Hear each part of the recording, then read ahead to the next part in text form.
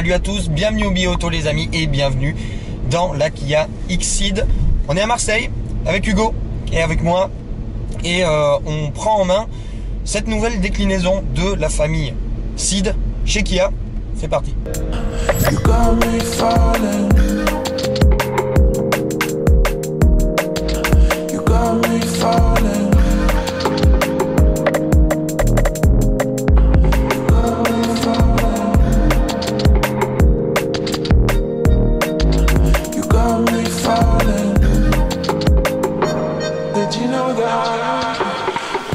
Donc Kia nous sort une nouvelle variante de sa famille Ceed après la Ceed 5 portes, la Ceed SW, voici le X-Ceed.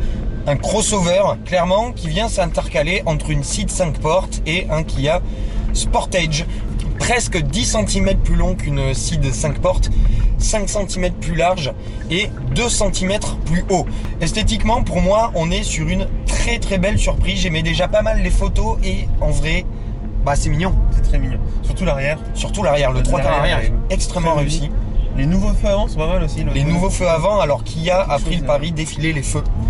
D'avoir des feux effilés qui continuent sur les ailes et c'est valable à l'avant et à l'arrière et je trouve que ça lui donne un côté encore plus dynamique en fait. Signature LED à l'avant avec les 4 petits points, ça rappelle un peu Porsche hein. Sachant que globalement, vous me dites si vous êtes ok ou pas, mais ça ressemble à un GLA.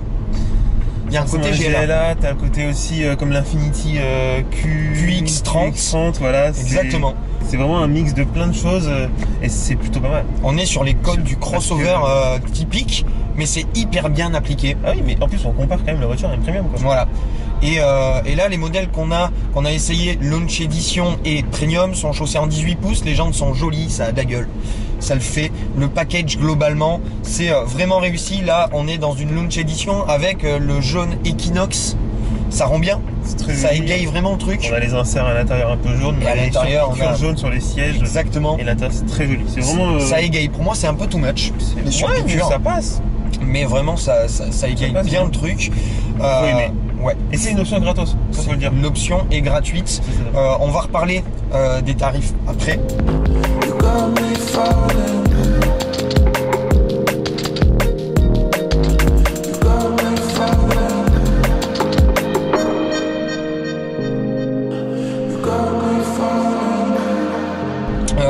Clairement, à l'intérieur, c'est excellent. C'est vraiment excellent. On a le design Kia qu'on connaît. Ça reprend plus ou moins la planche de bord de la Ceed. C'est la planche de bord qui. Exactement. À part les nouveautés avec l'écran. Exactement. Mais sinon... On a l'écran de 10,5 pouces qui apparaît. Et on a le nouveau combiné d'instrumentation 12,3 pouces entièrement numérique. 12,3 pouces. Pouces. Les bouses. Entièrement numérique. Clairement, ça le fait. C'est hyper bien en termes d'affichage. Ça dynamise bien le truc. Il y a une bonne définition et il y a 2 affichages différents. Quand vous bénéficiez de la boîte DCT7 comme on a aujourd'hui, la double embrayage 7 rapports, il y a le mode sport et l'affichage change un petit peu en mode sport. Ça reste discret mais c'est bien fait. Typiquement, finition, c'est excellent. C'est vraiment excellent parce que quand on resitue la voiture dans son contexte de voiture coréenne, c'est top. Les plastiques sont moussés.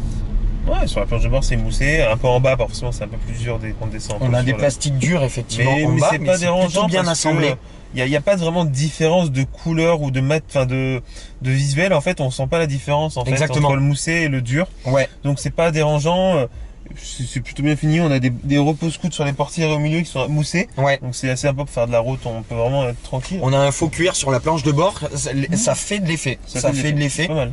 Sachant que dans tout ça, comme on disait, les ajustements et de tous les éléments, parce que ça reste quand même une console un petit peu à la coréenne, c'est-à-dire qu'il y a encore beaucoup de boutons, c'est plutôt bien en ergonomie, mais c'est pas ce qu'il y a de plus moderne en termes de design, mais les assemblements sont vraiment au cordeau.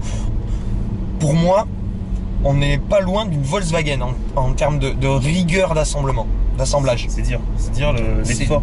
Fais attention Michel. Et voilà, donc du coup, on est sur quelque chose de très concret. On a des jolis sièges. qui sont chauffants, qui peuvent être ventilés. Ouais. Là, on est quand même sur des équipements et ça, je vous parle d'une voiture sur un segment C, quoi. Segment C. Et puis, c'est dingue.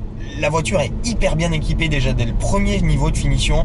Le Exceed, il est 4000 € plus cher qu'une Ceed. Donc, il va falloir le justifier, ça derrière. On va être suivant les moteurs qui vont donc de l'essence 120 chevaux à l'essence 204 chevaux en passant par le diesel 236 chevaux. Entre 20 et 37 000 € pour la version la plus chère. Mais en termes d'équipement, vous avez siège ventilé, chauffant, vous avez régulateur adaptatif avec une conduite autonome typiquement de niveau 2, maintien dans la file, maintien de la distance. Et dès le deuxième niveau de finition, vous avez donc cet écran 10,5 pouces qui arrive avec plein de solutions connectées, dont le UVO Connect, qui va permettre de faire entrer un petit peu la connectivité dans la voiture, à savoir que, un petit peu à l'image de ce qu'on peut trouver chez les constructeurs premium aujourd'hui, vous pouvez rentrer par avance votre adresse, votre destination dans le téléphone avec l'appli qui va l'envoyer à la voiture. La voiture, elle, va pouvoir vous donner des services comme la météo. Parce qu'elle a sa propre carte SIM en fait. Exactement. Elle va faire entrer une partie pratique en fait dans la conduite de tous les jours. Il y a un GPS TomTom intégré en fait avec gratuit pendant radars, 7 ans, tout ça c'est gratuit pendant 7 ans. Il y a les radars, il y a les stations-service avec le prix, le parking, il y a plein de trucs en fait qui font que c'est super bien. Ça fait voiture connectée. Le package est vraiment bien en fait. Ouais. Il y a Apple CarPlay, Android Auto bien sûr. Évidemment. Il y a un chargeur par induction, vraiment. C'est les Coréens quoi. Niveau équipement, ils savent faire. Quoi. Ils savent faire et puis c'est bien fait en général. La voiture est un petit peu plus grande mais c'est le même empattement classique. Et on a beaucoup d'espace au coude, on a une bonne largeur et à l'arrière, là les sièges sont réglés pour nous et il reste quand même pas mal de place. On est bien installé. La position de conduite, notamment avec les sièges électriques qu'on a ici, est royale. Elle est parfaite. On a un joli volant entre les mains et hyper bien fini. Peut-être un poil haute à mon goût, mais bon, on est sur une voiture qui se veut un peu SUV, donc exactement. Ça dérange pas trop. Voilà. Et sur la route, ben, c'est pas mal du tout.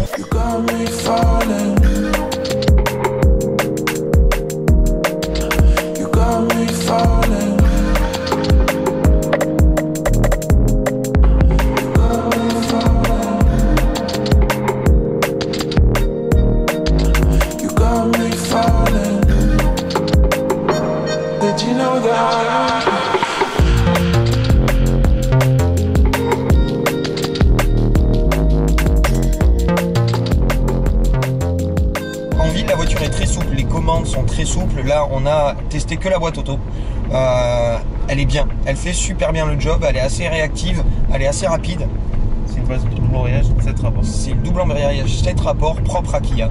Tout est souple, la voiture braque plutôt bien, c'est une traction, il n'y a pas de 4 roues motrices et ça se faufile facilement. Là on a l'essence 140 chevaux, ça manque un peu de watts pour être tout à fait honnête, mais le 204 qu'on a essayé hier est vraiment honnête en termes de performance. Oui. Et du couple. Et du coup, ça démarre bien. Et c'est réactif. C'est réactif, ouais, vraiment c'est bien. Une fois que vous sortez de la ville, il n'y a aucun souci. La voiture est bien insonorisée et elle est très bien suspendue. Ce qui fait que, avec la caisse rehaussée, qui a pu tarer un tout petit peu plus souple sur les suspensions à l'avant et ça se ressent au niveau du confort. Surtout qu'on a des suspensions à butée hydraulique, effectivement. Les butées hydrauliques qui vont éviter justement cet effet de rebond et cet effet de pompage quand vous allez passer sur des bosses. Voilà, c'est assez flagrant à l'utilisation. Donc la voiture peut enquiller des énormes distances sans problème, je pense. Et quand vous arrivez dans les petits enchaînements et que vous voulez conduire un petit peu plus dynamique, vous mettez le mode sport. Le mode sport, il va raffermir un petit peu la direction, il va rendre la pédale et la boîte de vitesse un petit peu plus réactive. Et moi, ça a été une bonne surprise parce que je trouve que la voiture, alors elle est assez légère, ça pèse 1,3 tonne. Pour une voiture de ce gabarit et de cette définition sur un segment C SUV, c'est plutôt pas mal et ça la rend assez dynamique. La voiture ne s'écrase pas en virage, elle prend pas énormément de roulis, c'est assez agréable à diriger. La direction manque de remontée, mais elle est assez précise et donc c'est vraiment agréable à mener. Là, on disait que Kia venait se positionner un peu sur de l'Access Premium et voulait concurrencer l'Access Premium. Pour moi, on est sur un des produits qui est le plus concret. Vous entrez dans une zone de contrôle. Et merci. Un des produits les plus concrets en fait de cette concurrence à Volkswagen. Voilà, clairement. Surtout quand on voit la voiture. Ouais. en termes de design, hein, juste extérieur, on peut se poser la question. Est-ce que c'est pas une voiture premium ? Ouais, et puis même, est-ce qu'on va prendre le Kia Crossfire X-Ceed ou un véhicule comme un GLA ou un X2 quoi, parce que vraiment... Sachant que pour le X-Ceed full option, vous avez même pas un GLA de base en termes de prix, si je me souviens bien, où vous avez un GLA de base. À voir, c'est une histoire d'image. C'est sûr. Après, c'est vrai que rouler en Kia, rouler en Mercedes ou en BMW, c'est des choses très différentes. On essaye d'être un petit peu objectif parce que moi, je vais vous l'avouer, j'adore Kia. Vous le savez, ceux qui nous suivent depuis un moment savent qu'on adore Kia. Et en étant un peu objectif, on trouve quand même que le produit est vraiment efficace. Est vraiment efficace. Pour parler budget, donc ça commence à 25 000 et à partir du deuxième niveau de finition et sur un moteur comme l'essence 140 chevaux, vous êtes à 30 000. C'est vraiment pas déconnant. C'est vraiment pas déconnant et c'est même plutôt intéressant. Il y a du style, il y a des équipements. L'image de Kia vraiment évolue beaucoup. Ah mais moi ça a complètement changé. En vrai, effectivement, c'est plus la voiture low cost. On pourrait lui reprocher deux trucs. Principalement, c'est l'image de marque. Aujourd'hui, Kia a pas l'image de marque d'un constructeur premium. Moi, c'est en train de changer. C'est-à-dire que zone de contrôle. Et merci encore. et en ce qui me concerne, moi, ça a complètement changé. Pour moi, Kia, c'est le constructeur a une belle image. Et l'autre truc que je reprocherais, c'est la conso. On a roulé un peu comme des cochons hier. On roule comme des cochons, donc ça avec le 204 chevaux, on a fait 11 litres 5. Et là, par contre, depuis ce matin, on roule pas fort. Et je suis quand même à 9 litres 7 avec l'essence 140 chevaux. Donc, pour moi, un peu point noir à la conso. Mais à part ça, voilà. Moi, j'y reprocherai pas grand chose. Et je pense que si vous êtes sur le marché pour un véhicule du segment CSUV, Ford avait déjà tapé fort avec la Focus Active, avec une belle proposition. Moi, je regarderais ça par rapport à un T-Roc ou un truc comme ça. Donnez-lui sa chance, essayez-la. Parce que vous risqueriez d'être surpris. Voilà, que ça soit en termes de dynamique, qu'en termes d'esthétique, en termes d'équipement, en termes de proposition globale. Voilà. C'en est tout. On va vous laisser là. Merci Hugo d'avoir filé un petit coup de main. Merci à toi, hein, c'était cool, hein. C'est bien fait plaisir encore une fois. Voilà. Si vous avez aimé ce petit essai, n'hésitez pas à me dire ce que vous pensez de ce Crossseed, ce X-Seed. J'ai du mal à l'appeler le X-Seed. Si vous avez aimé l'essai, n'hésitez pas à nous mettre un petit pouce, donnez-nous de l'amour, abonnez-vous si c'est pas déjà fait. Je vous souhaite une très bonne continuation les amis et à la prochaine et d'ici là, une bonne fin de ce que vous êtes en train de faire. Ciao. Salut. You got me falling.